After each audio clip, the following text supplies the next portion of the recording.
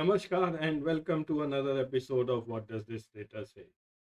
First of all, greetings to all of you on account of our 76th Independence Day, having completed 75 years of independence.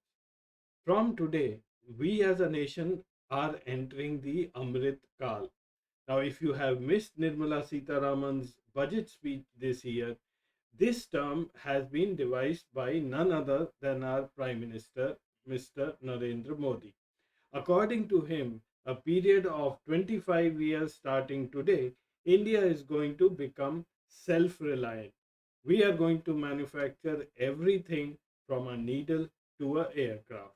Now, before you jump and say, isn't that what Jawaharlal Nehru said in the early 50s, just after independence?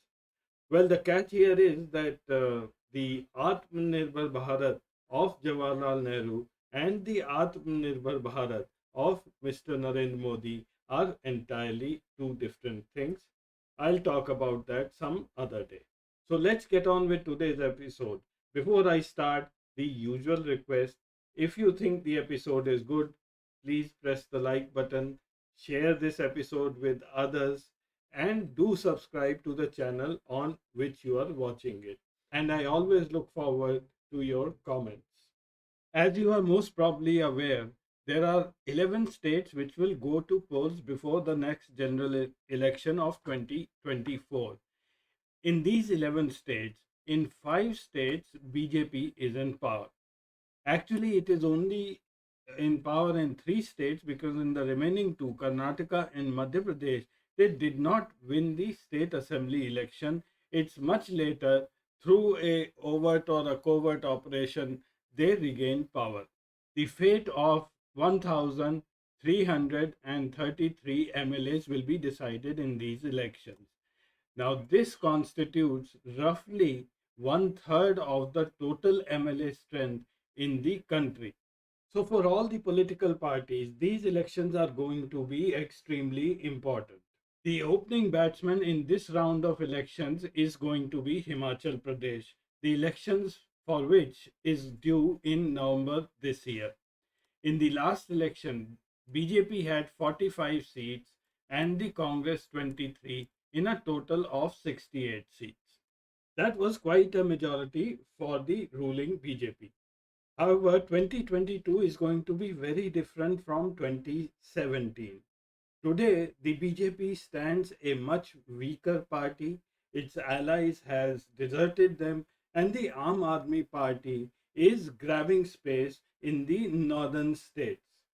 So the result of Himachal Pradesh is going to be extremely important for the Bhartiya Janata Party because that is going to have a strong bearing on the next election, which is going to be held in December this year, that is of Gujarat. In the last 8 years, BJP has dumped several of its allies who at some point of time helped them come to power.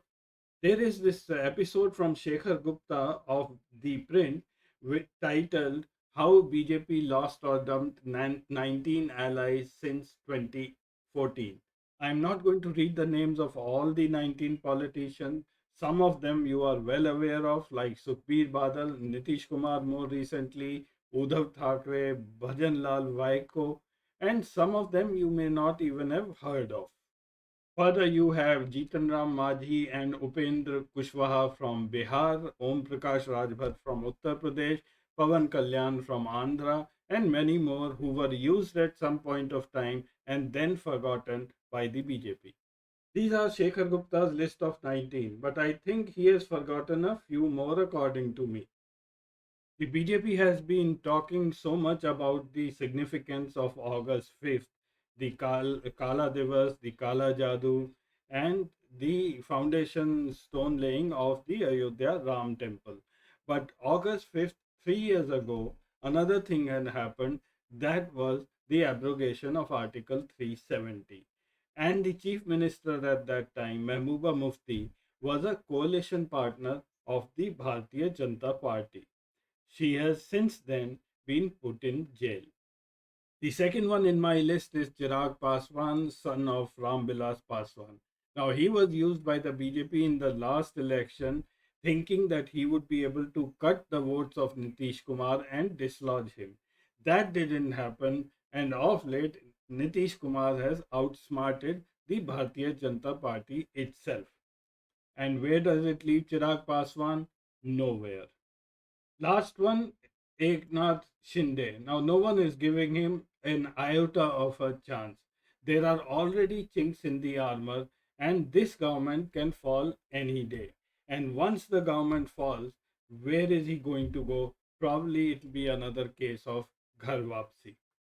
In the 2017 election, BJP got a vote share of 48.7% and the Congress 41.6, a difference of 7%, which was significant. Now, this resulted in BJP winning 44 seats, Congress 21. There were two independents who supported the BJP, and one seat went to CPIM. Since then, only one seat has changed hands between the BJP and the Congress. BJP now is 43 and Congress is 22. Many stalwarts of the BJP come from Himachal Pradesh. And these gentlemen, if BJP doesn't do well in these elections, have everything to lose. Their own career within the BJP is at stake today. But today the party is extremely worried because the indications in the last 2 3 years have been rather ominous for them.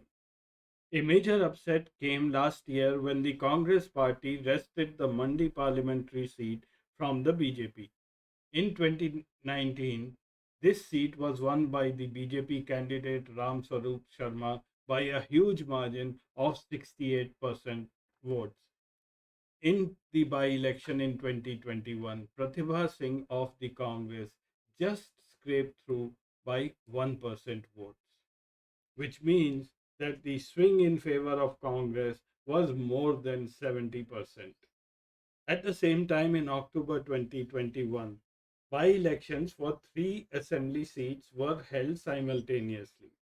Now, all these three assembly seats were won by the Congress party, whereas in 2017 assembly elections, the Congress was holding two of these seats and one was being held by the BJP. So some would say it's not a major loss because the BJP just lost one seat. Well, that's true, but have a look at the data. Just look at the last column of the win percentage. The first block here is 2021 election, the by-elections, and the block below is 2017. The first seat, Fatehpur, 2017 win margin of Congress was 2.2. In 2021, it went up to 10.2%, an 8% swing. The next seat, Arki, Congress got 5.5%, whereas it had done better in the 2017 election.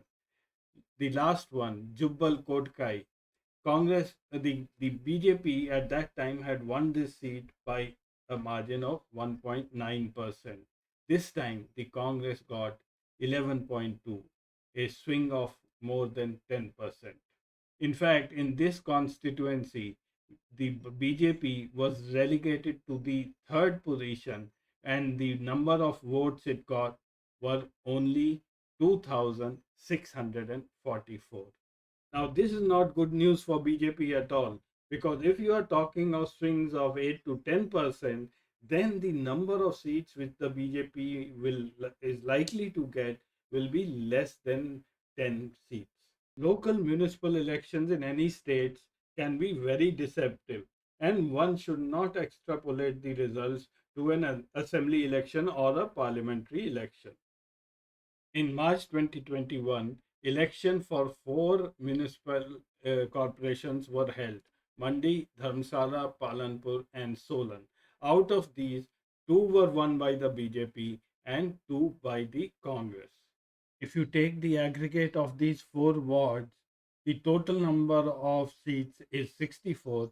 BJP has 28 and the Congress 29. The race between BJP and the Congress remains neck to neck. The elections for Shimla Municipal Corporation were due in June July in this year in 2022. but those have since then been postponed. The BJP, in fact, doesn't want to conduct those elections because it doesn't want to commit the same mistake which the Congress did in 2017 when they conducted the Shimla Municipal Corporation election just before the elections, and then they lost that election and subsequently the assembly elections too. So the Chief Minister Jairam Thakur used a ploy. He increased the number of seats in the Shimla Municipal Corporation, knowing fully well that the opposition is going to create a big hue and cry. And that did happen. A PIL was lodged in the High Court, and then the case has since then been pending with the High Court. Taking that plea, the Chief Minister has informed that the elections can only be conducted once the court makes a decision.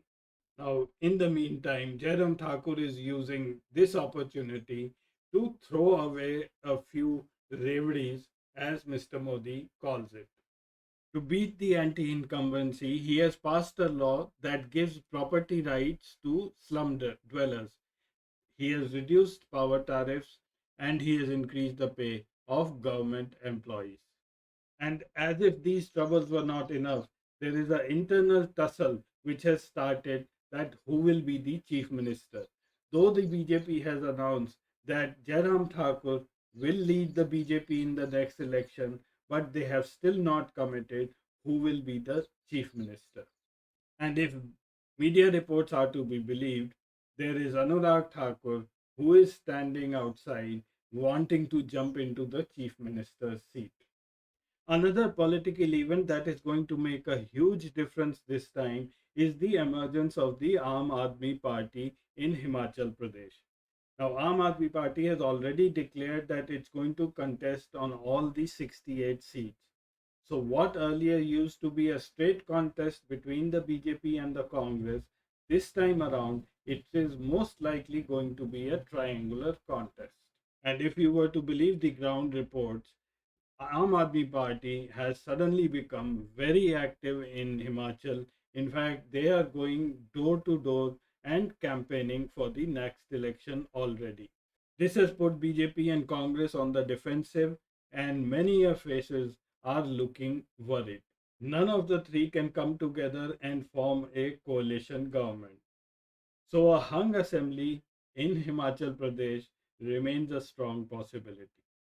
Thank you for watching. I'll see you again next week with some more interesting data. Till then, Namaskar.